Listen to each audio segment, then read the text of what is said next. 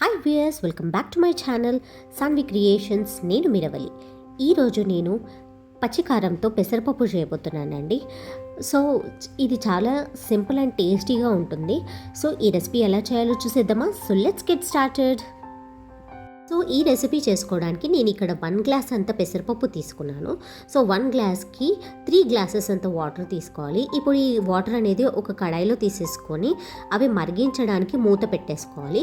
ఇది మరిగిపోయిన తర్వాత దాంట్లోకి కొంచెం పసుపు ఇంకా ఆయిల్ యాడ్ చేసుకోవాలి. నెక్స్ట్ దీంట్లోకి మనం ఇందాక కడిగి పెట్టుకున్న పెసరపప్పుని దీంట్లోకి వేసేసుకొని బాగా ఉడికించుకోవాలి. వాటర్ అంతా దగ్గర పడేంత వరకు ఉడికించుకోవాలి. ఇప్పుడు పచ్చికారం కోసం 1 గ్లాస్ పప్పుకి ఇక్కడ నేను 7 to 8 పచ్చిమిరపకాయలు తీసుకున్నాను. ఇవి కొంచెం ఆయిల్ వేసేసుకొని ప్యాన్లో వేయించేసుకోవాలి. అంతలోపు చూసారా, మన పప్పు మొత్తం ఇలా ఉడికిపోయిందనమాట. బాగా ఉడకాలి, నీళ్ళంతా పోయేంత వరకు.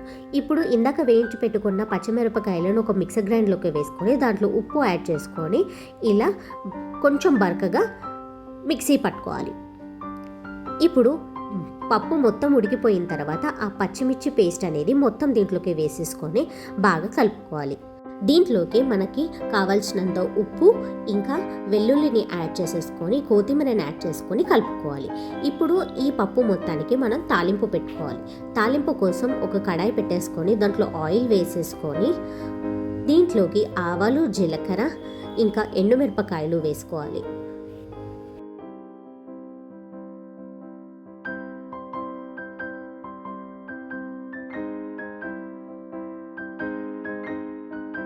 ఇప్పుడు దీంట్లోకి ముందుగానే దంచి పెట్టుకున్న వెల్లుల్లిని వేసేసుకొని అలాగే దీంట్లోకి కాసింత కరివేపాకుని కూడా యాడ్ చేసుకోవాలి. కరివేపాకు యాడ్ చేసుకున్న తర్వాత దీంట్లోకి ఒక 1/2 టీ స్పూన్ అంత పసుపును కూడా యాడ్ చేసుకోవాలి. ఇప్పుడు ఇవన్నీ ఆయిల్లో బాగా వేగిపోయిన తర్వాత ఈ తాలింపుని మొత్తం ఇందాక మనం ఉడికించి పెట్టుకున్న పప్పులోకి యాడ్ చేసేసుకోవాలి. యాడ్ చేసేసుకొని తాలింపుని మొత్తం బాగా కలుపుకోవాలి. అంతే అండి, ఎంతో సింపుల్ అండ్ టేస్టీ అయిన పచ్చికారం పెసరపప్పు అనేది రెడీ అయిపోయింది. సో ఈ పెసరపప్పు అనేది బాడీకి చాలా చలవ చేస్తుంది.